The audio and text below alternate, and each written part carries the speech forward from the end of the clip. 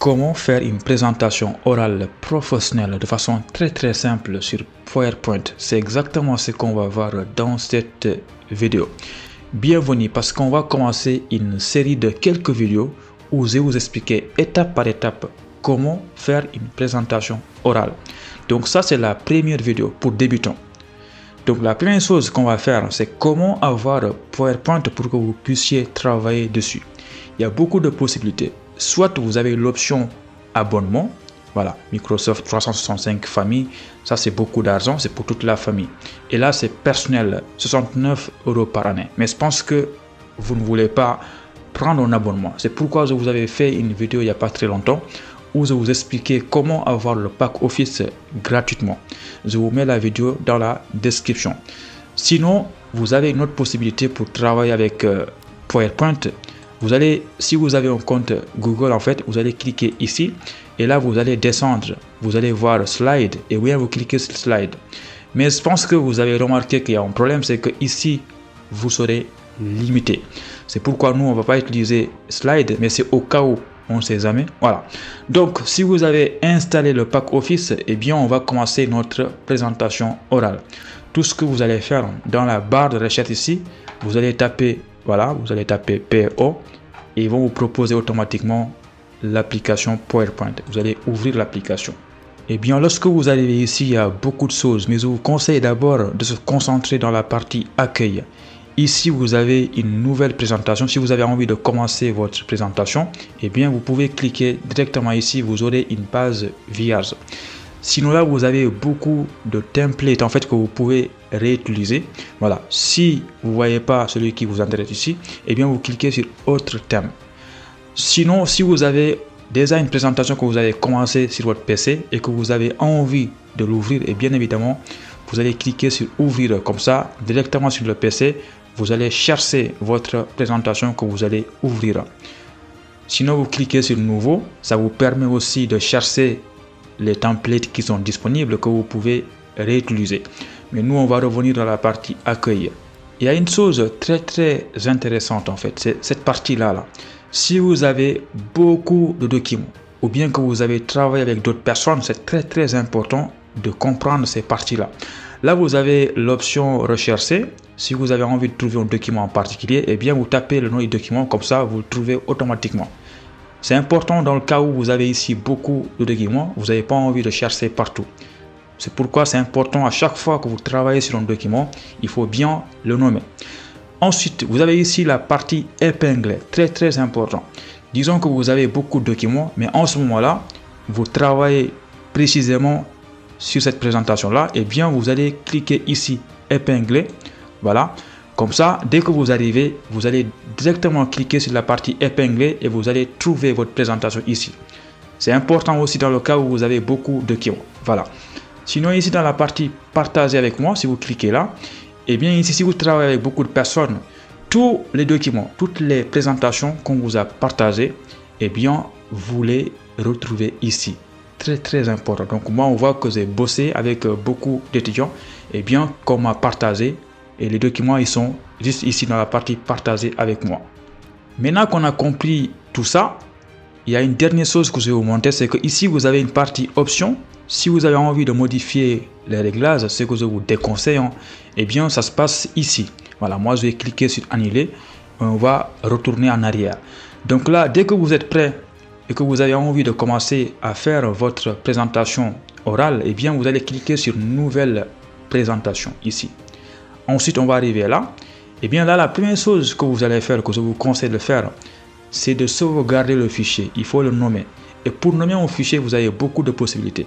Soit vous avez ici présentation 1, voilà, vous cliquez là, et bien on vous propose de nommer le dossier ou bien de mettre en fait dans quel dossier vous voulez sauvegarder. Pour l'instant, je vais cliquer sur annuler. Sinon, vous avez ici la partie fichier ou bien vous avez ici la partie enregistrer. Et bien vous cliquez enregistrer et là aussi permet de nommer le fichier et de choisir un emplacement. Donc moi je vais par exemple laisser le nom comme ça, présentation 111, voilà. Et ensuite là vous modifiez l'emplacement, moi je vais laisser comme ça et vous cliquez sur enregistrer. Donc ça c'est la première chose à faire. Et ensuite, il y a une chose importante. Vérifiez bien que ici c'est coché. Comme ça, dès que vous travaillez et que vous avancez, ça va enregistrer automatiquement le document. Là, j'ai enlevé enregistrement automatique et il faut le cocher, mettre on. Comme ça, tout ce que vous faites, ça s'enregistre automatiquement. Très, très important. Alors maintenant, on va commencer à parler de slides. Donc, je pense que vous l'avez remarqué, lorsqu'on a ouvert un document, une nouvelle présentation, ils nous ont automatiquement proposé un premier slide ici que vous voyez là avec un titre et un sous-titre qu'on peut rajouter.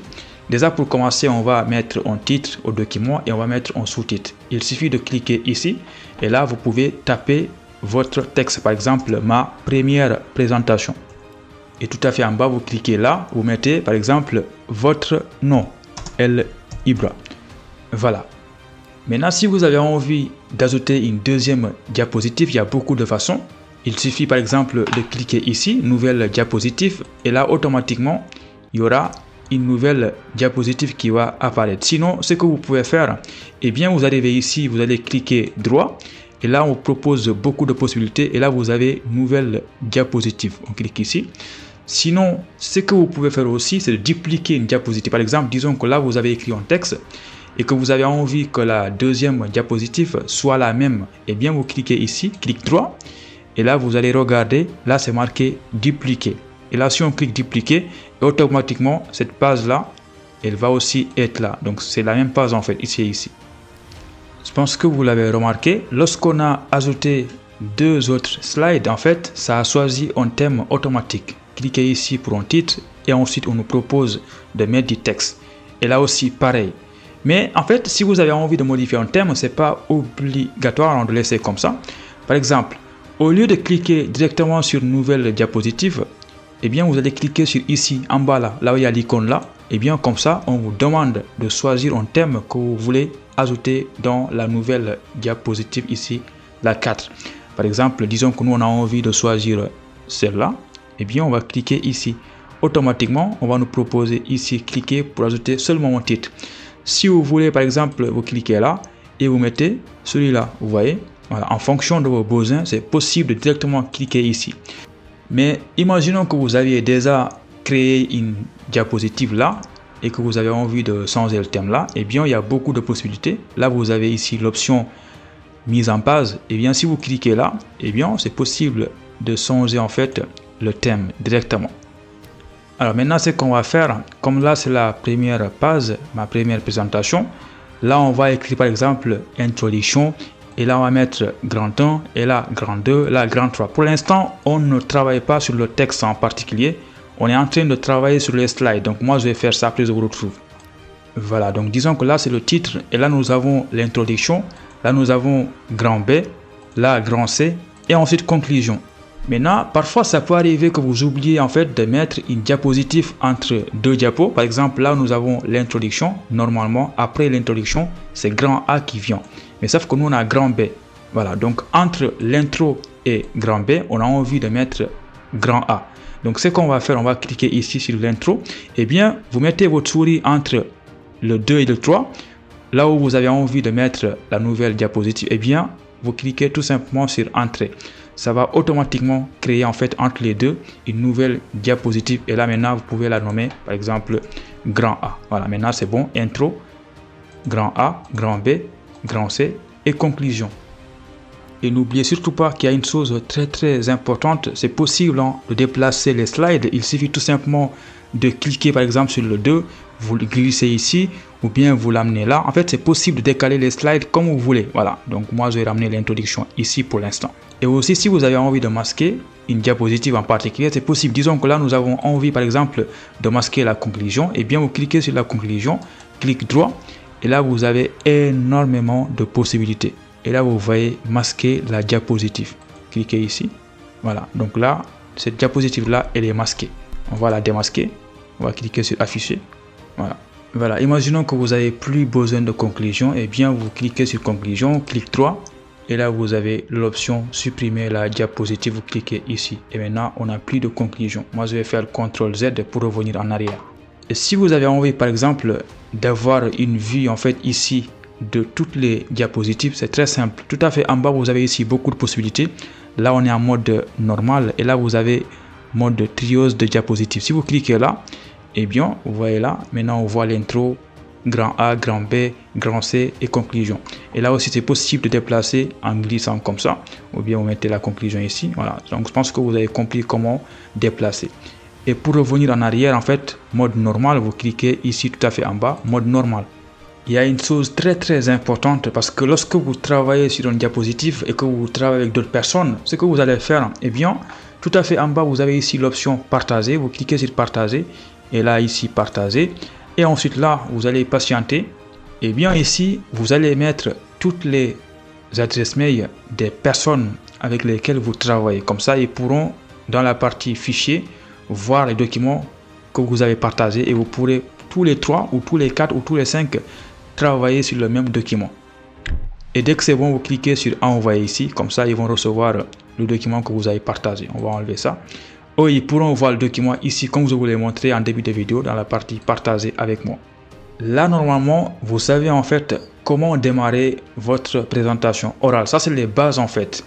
Et maintenant, je pense que dans la prochaine vidéo, on verra beaucoup plus en détail la partie thème parce que pour l'instant, notre diapositive ressemble à rien. Il n'y a que des pages blanches avec de l'écriture en noir, c'est pas joli.